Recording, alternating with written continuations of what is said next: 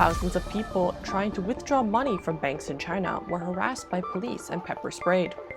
4 rural banks in Henan province closed online withdrawal and transfer, causing mass panic. The world mourns the death of the late Japanese Prime Minister Shinzo Abe. Shockingly, one group is happy about the event. The Chinese Little Pinks, our sarcastic social media group that hardcore follows the Chinese Communist Party. The UK legal team of Apple Daily founder Jimmy Lai was sent an email warning them not to go to Hong Kong to defend their client.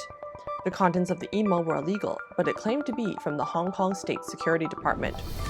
Finally, China's former Public Security Vice Minister Sun Lijun pleaded guilty to taking bribes, manipulating the securities market, and illegal possession of firearms. Sun is one of the most high-profile figures from China to be targeted under Chinese President Xi Jinping's decade-long campaign against corruption.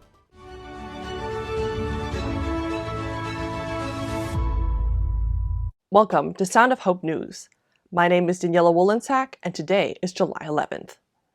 On April 18th, 4 rural banks in Henan province, China, closed online withdrawal and transfer. They happened at nearly the same time, and there was no warning. Depositors couldn't withdraw funds for 84 days. A massive protest ensued inside Henan's capital city, Zhengcai. Starting in the early morning of July 10th, thousands of depositors gathered in front of the Bank of China building. The victims were from all over the country. Zhengzhou authorities dispatched nearly 1,000 police officers and unidentified personnel to stop the demonstrations. Many depositors were pepper sprayed and beaten by the police. Others were unlawfully detained. According to many depositors, the Henan authority kept changing their health code to red to stop them from going to the banks. The Chinese have a COVID app that displays if you're infected or not. If you are, you must stay at home or be fined. Unfortunately, it's been proven that sometimes the government in China willfully changes people's codes to take advantage of them. At the same time, the authorities quietly found ways for clients with connections to get their money. The China Banking and Insurance Regulatory Commission said there was secret and illegal cooperation among bank shareholders. Public funds were illegally directed to third-party platforms. Sources said at least tens of billions of yuan were involved. Since May 23rd, there have been many protesters every day outside the China Banking and Insurance Regulatory Commission's Henan Bureau. On July 10th, the confrontation peaked.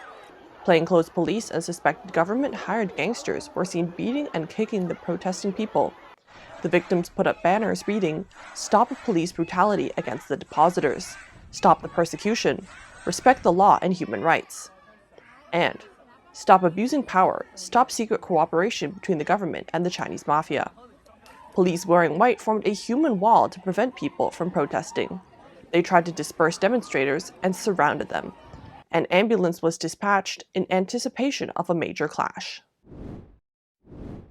The assassination of former Japanese Prime Minister Shinzo Abe has caused worldwide mourning. One group, however, is excited.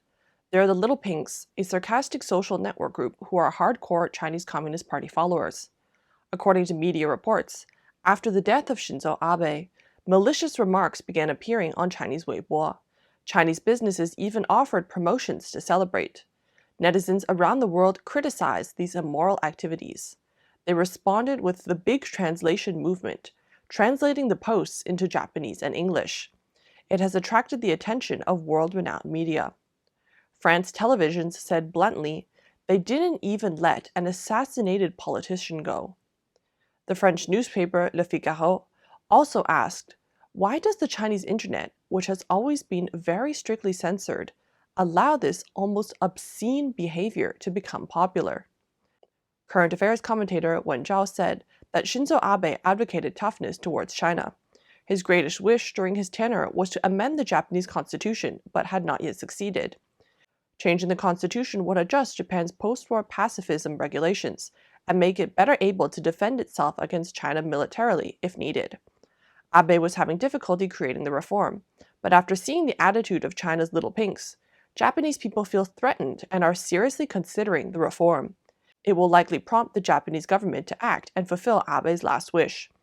In addition, Abe was also one of the first international leaders to recognize and respond to the Chinese government's ambition to weaken the world's regional peace, prosperity, and security through its growing influence. In this regard, the Washington Post columnist John Rogan wrote in an article on July 8th that the wave of mourning for Abe has emerged worldwide, reflecting the respect he has earned internationally. Abe is most remembered for his early warning of the crisis brought about by the CCP regime and his significant contribution to the long-term global response to this problem. Rogan also pointed out that Abe readjusted Japan's foreign policy to focus on long-term competition with the CCP, when the United States and other world leaders still stuck to the strategy of engaging with the CCP. One of the strategies was named after him, Abenomics. Abe understood that if Japan wanted to resist the influence of the CCP in the long term, it must do three things.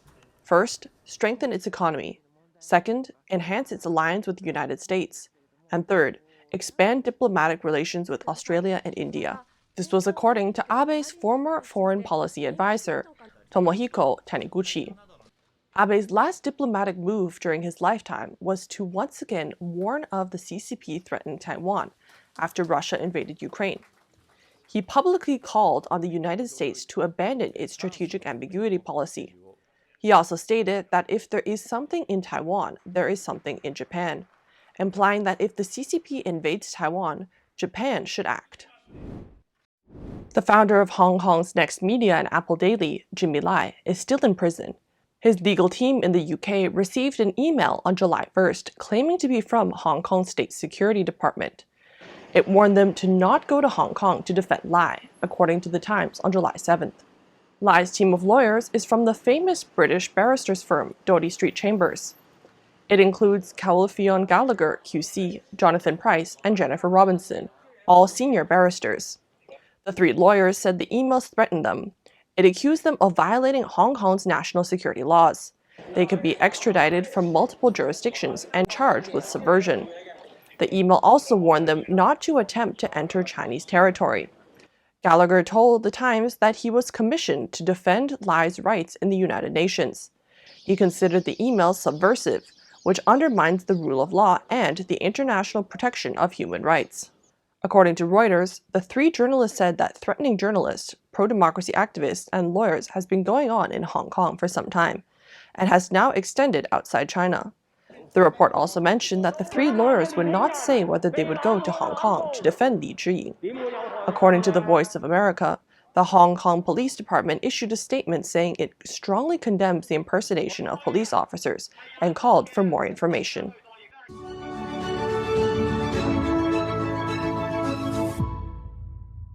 On Friday, July 8th, China's former Public Secretary Vice Minister Sun Lijun, 53 years old, went on trial for graft. Graft is the acquisition of money, gain, or advantage by dishonest, unfair, or illegal means. He has pleaded guilty to taking bribes, manipulating the securities market, and illegal possession of firearms. According to the Changchun Intermediate People's Court in northeastern Jilin Province, Sun was accused of taking bribes worth more than $96.4 million in exchange for business favors, government jobs and promotions, and handling criminal cases. In early 2020, Sun had been placed under disciplinary investigation, and prosecutors in Changchun laid formal charges in January this year, SCMP reported. While the prosecutors described Sun's crimes as especially serious in nature, he's likely facing a lengthy prison sentence. Furthermore, Sun was also involved in a lawsuit brought by the U.S. Justice Department against Las Vegas casino mogul Steve Wynn last month. Sun had compelled Wynn to register as a foreign agent for lobbying work. The lawsuit says the lobbying effort was done on behalf of senior Chinese government officials, including Sun, who sought Wynn's help in trying to get a Chinese national's visa application denied, according to the complaint. Political commentator Heng He said several ambiguities are not clarified. For example, whether a police vice minister has enough money and power to manipulate the stock exchange. Besides, the Communist Party's Central Discipline Inspection Commission had mentioned that Sun Lijun's political gang was an anti-Xi Jinping gang. It's clear that a chief plotter stands behind Sun Lijun. But when Sun's crimes were exposed, the main political charges to him had all disappeared. Is it because the case is involved at a higher CCP level and cannot be disclosed? In recent years, Sun is one of the most high-profile figures from China's security apparatus to be targeted under Chinese President Xi Jinping's decade-long campaign against corruption. Another former Vice Minister of Public Security, Fu Zhenghua, was placed under investigation months after Sun and formally arrested in April this year. Since 2015, Fu has served concurrently as the head of the 610 office, which was established for the purpose of coordinating and implementing the persecution of Falun Gong. In March, the Central Commission for Discipline Inspection said that Fu had lost his party spirit and principles and colluded with Sun. Thank you so much for watching. If you like what you saw, please remember to like, comment, and subscribe. See you tomorrow.